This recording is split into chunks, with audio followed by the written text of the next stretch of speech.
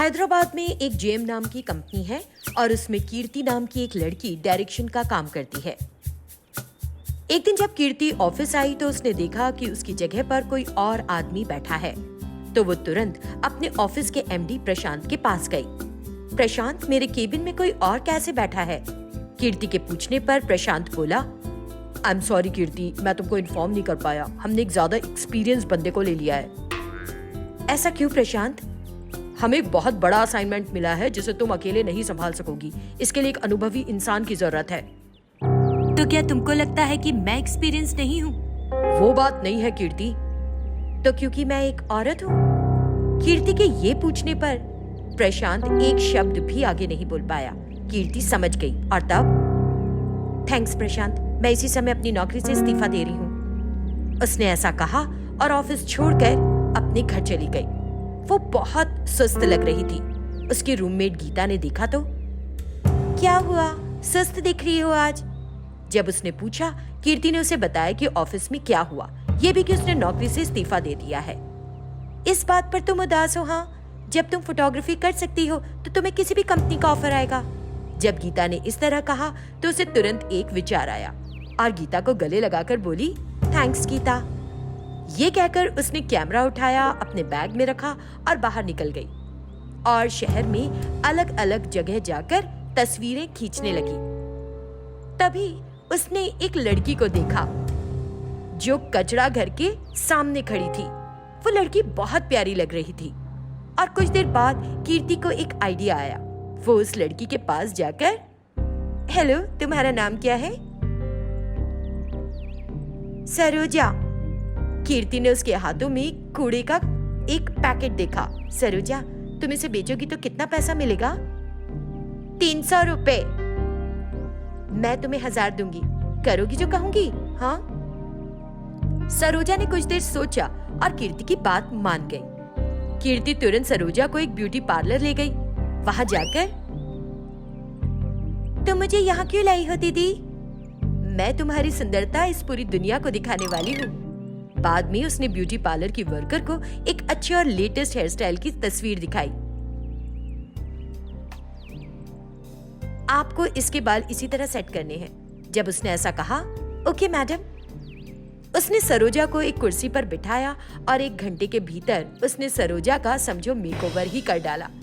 उसकी सुंदरता देखकर कीर्ति भी चौंक गई। बाद में वो उसे एक स्टूडियो पर ले गई और उसकी तस्वीरें ली। लेकिन सरोजा उलझन में थी कि तस्वीर के लिए कैसे पोज दे, और वो न केवल कैटवॉक करना नहीं जानती थी, वो बार बार नीचे भी गिर रही थी, जिसे देखकर सभी उसकी हंसी उड़ा रहे थे। तब कीर्ति ने सरोजा को खुद तस्वीर के लिए पोज देना सिखाया और उसके बाद उसकी कई खूबसूरत तस्वीरें ली गई। बाद में कीर्ति ने अपने लैपटॉप पर तस्वीरें अपलोड की और देख रही थी। गीता उन तस्वीरों को देखकर, ये कौन है, बहुत खूबसूरत है। जब उसने कीर्ति से पूछा तो कीर्ति ने सारी बात बताई। ये सुनकर गीता हैरान रह गई। अगले दिन कीर्ति ने सरोजा को लिया और सुंदर पोशाकें खरीदी जो मॉडलिंग के लिए सही रहे। उन्हें देखकर सरोजा ने पूछा,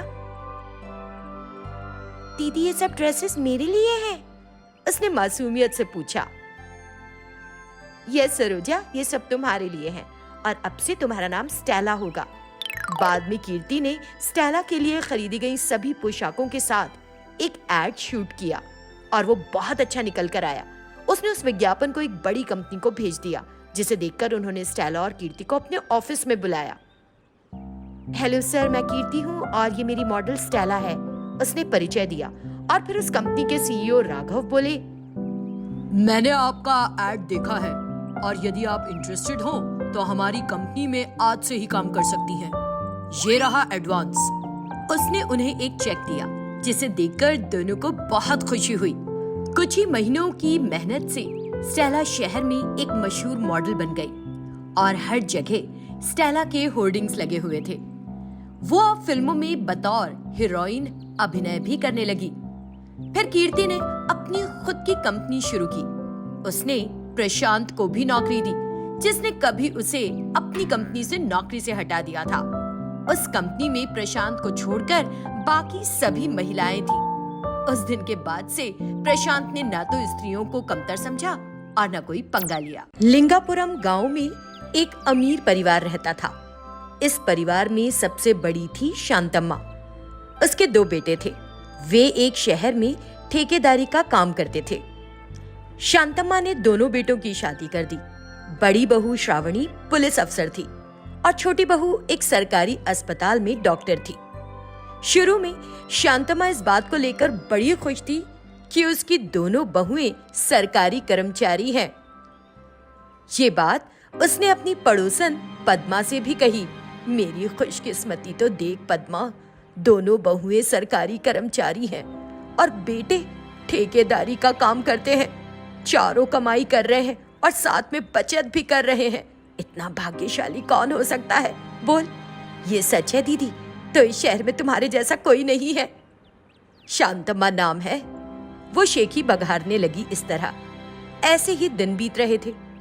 क्योंकि दोनों बहुएं कामकाजी थीं, इसीलिए सास शांतम्मा को ही घर का सारा काम संभालना पड़ता था। सासू माँ, नाश्ता तैयार है, मुझे तुरंत थाने जाना है। हाँ, ये देखो पुलिस बहू, 2 मिनट में तैयार हो जाएगा। जैसे ही उसने ये कहा, उसकी दूसरी डॉक्टर बहू आ गई और सासू माँ, क्या मेरा लंच बॉक्स तैयार हो गया? हाँ, 5 मिनट में बनकर तैयार हो जाएगा डॉक्टर बहू।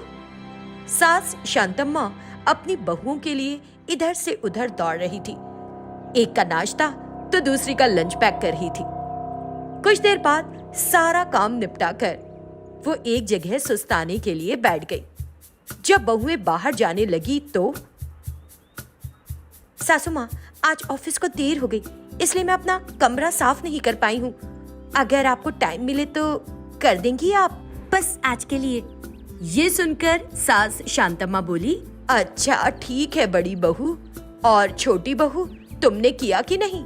मैंने अपना कमरा साफ कर दिया है। फिर वे दोनों बाहर चली गईं। तब सास शांतम्मा जो थकान महसूस कर रही थी, अभी अभी काम निपटाया और बड़ी बहू ने अपने कमरे को साफ करने का काम बता दिया। चलो करूं। इस तरह बुरा महसूस करते हुए वो अंदर गई। ऐसे ही 1 साल बीत गया। दोनों बहुएं लगभग एक ही समय में मां बनी। बड़ी बहू ने एक बेटी को जन्म दिया और छोटी बहू ने एक बेटी को।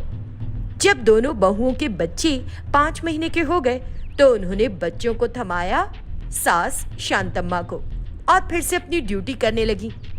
बच्चों के साथ साथ सास को घर का काम संभालना बड़ा मुश्किल हो रहा था।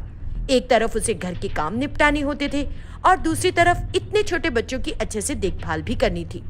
अब मुझ में ये सब करने की ताकत नहीं। मुझे इसका कोई हल खोजना होगा, नहीं तो इस तरह सारा दिन काम कर करके मैं तो बीमार ही पड़ जाऊंगी। उसने सोचा, लेकिन वो तुरंत अपनी बहुओं से कुछ भी नहीं कह पाई और काम करती ही जा रही थी। एक दिन उसने सारा काम निपटा लिया।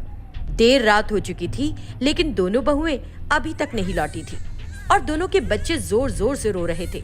शांतम्मा उन्हें गोद में लेकर, बच्चों रो मत, चुप हो जाओ, तुम्हारी माँ कुछ देर में वापस आ जाएगी।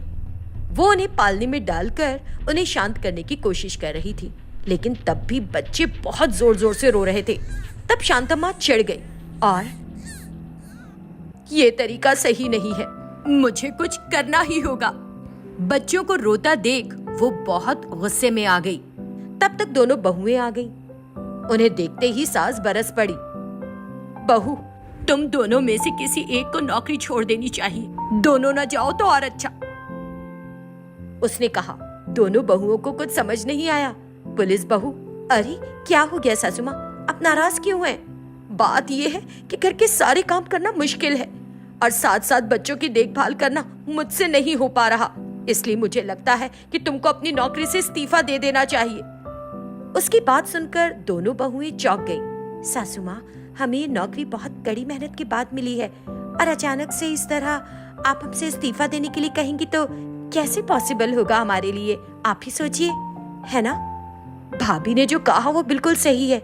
हम जो काम कर रहे हैं उसे पाना इतना आसान तो नहीं है ना सासू माँ, और इस तरह का काम इस छोटे से कारण के लिए। तो मुझे क्या करना चाहिए? मैं अपने आराम के समय में भी काम में लगी रहती हूँ। दोनों बच्चे सो नहीं रहे, रोते ही जा रहे हैं, मुझे बुरा लग रहा है बहुत। ठीक है, लेकिन इस वजह से नौकरी से इस्तीफा देना सही नहीं। आपको कोई तकलीफ ना हो, इसके लिए हम दोनों इसका कोई हल निकालते हैं। तो दोनों बहुओं ने चर्चा की। दीदी, हमें सासू माँ की तरफ से भी सोचना चाहिए। इस समय हम अपनी नौकरी से इस्तीफा नहीं दे सकते और इसलिए हम दोनों को अपनी नौकरी के साथ साथ घर का भी काम करना होगा और उनका साथ देना होगा। आप क्या कहती हो? ठीक है दीदी, तो ऑफिस जाने से पहले हम घर का कुछ काम कर लें और सासू माँ को थोड़ा आराम दें, है ना? यही बात है ना? उन्होंने फैसला किया। अगले दिन से दोनों बहुएं जल्दी उठ गई। बड़ी बहू घर की सफाई करने लगी और छोटी बहू खाना बनाने का काम कर रही थी। ऐसे ही दोनों ने काम बांटकर पूरा किया और फिर अपनी ड्यूटी पर गई। इस तरह सास शांतम्मा को भी कुछ आराम मिला और वो आराम से बच्चों की देखभाल करने लगी। बहुओं ने नौकरी नहीं छोड़ी और सास को भी आराम मिल गया।